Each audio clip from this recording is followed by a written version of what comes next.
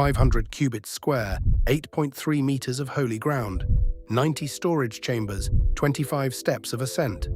A river that multiplies without a single tributary. A temple blueprint so detailed, so precise, that no one has built it in 2,600 years. It sits in the final 9 chapters of Ezekiel, page after page of measurements, cubits, rods, thresholds, and gates. And when architects and theologians try to place it, they run into a problem no one can solve. This temple does not fit anywhere on earth.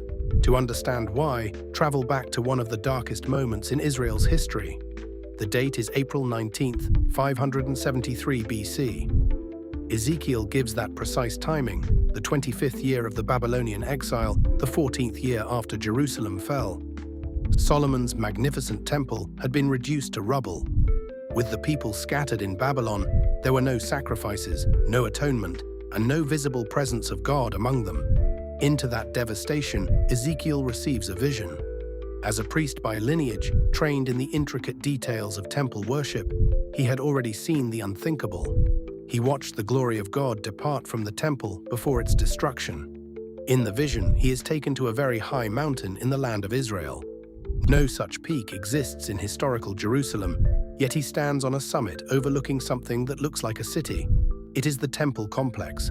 A guide appears, a man with the appearance of bronze, holding a linen cord for long measurements and a measuring rod for shorter ones. The rod is 6 long cubits, about 10.5 feet. The command is simple and weighty. Look, hear, pay attention to everything, and tell Israel what is seen. In this vision, the measurements are the message. Even the measuring standard signals something extraordinary. The long cubit is a cubit and a handbreadth. A standard cubit is about 18 inches, from elbow to fingertip. Add a handbreadth, and the unit becomes roughly 21 inches. Scholars call it the royal cubit, a sacred standard. Every dimension becomes about 15% larger than if measured in common cubits. Solomon's temple used common cubits. Ezekiel's vision uses the royal measure, same numbers, larger reality.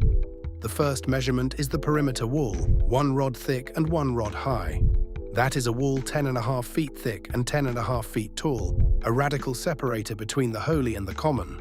Nothing is approximate. The precision reflects a consistent and perfect character. Then come the gates. 3 gatehouses stand to the east, north, and south. These are fortified complexes, each 50 cubits long by 25 cubits wide, about 87.5 by 43.75 feet.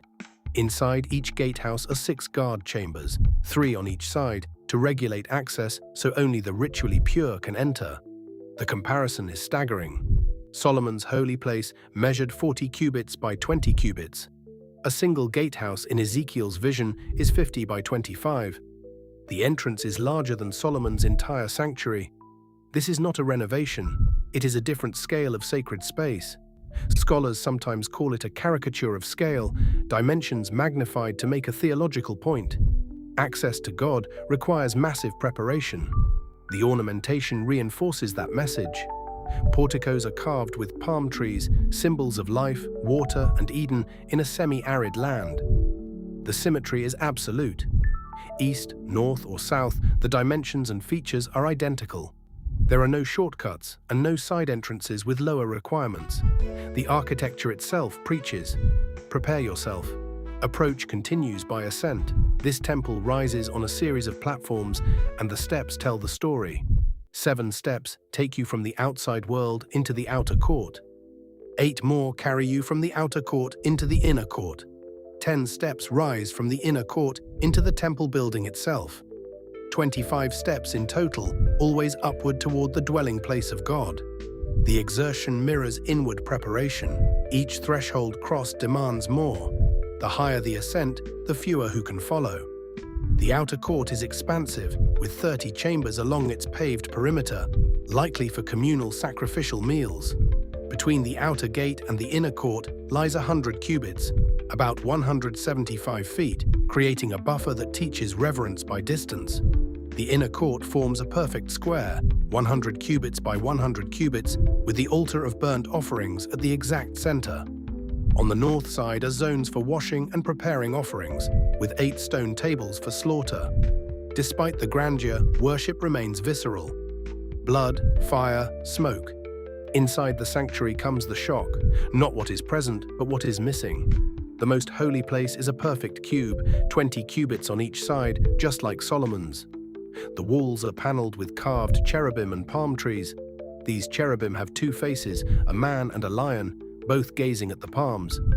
The only furniture is a wooden altar or table, called the table that is before the Lord. There is no Ark of the Covenant, no golden lampstand, no table of showbread, no altar of incense as previously known.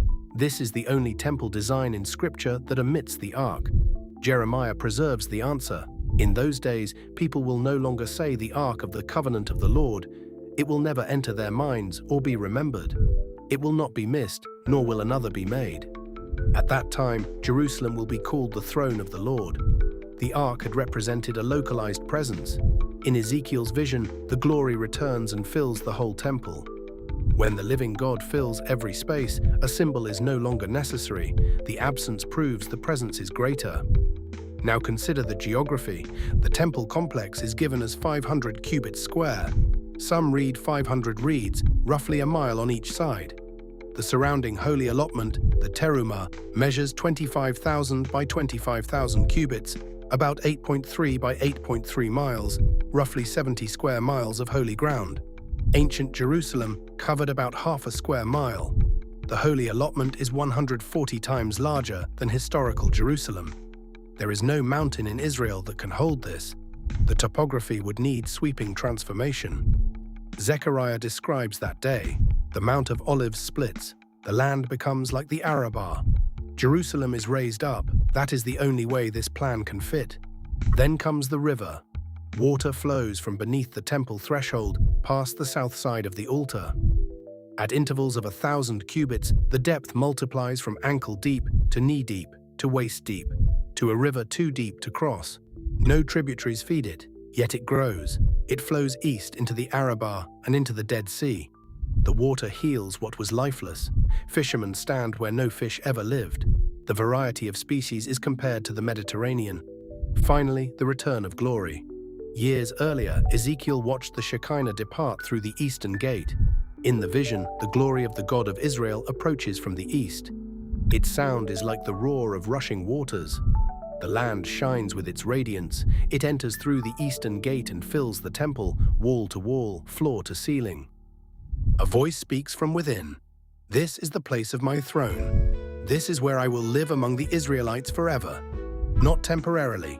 Forever. The blueprint is not flawed. The world is not yet ready. This temple anticipates a transformed earth, a flattened landscape, a healing river, and a presence that refuses to leave. The city's name, the final words of Ezekiel's book, say it all. Yahweh Shama, the Lord is there. Whether this vision points to a literal structure in a transformed kingdom or to the ultimate reality of God dwelling with his people, one truth stands. God is not content to be distant. If the ark is not needed because the presence is so near, what does that say about your access to God today?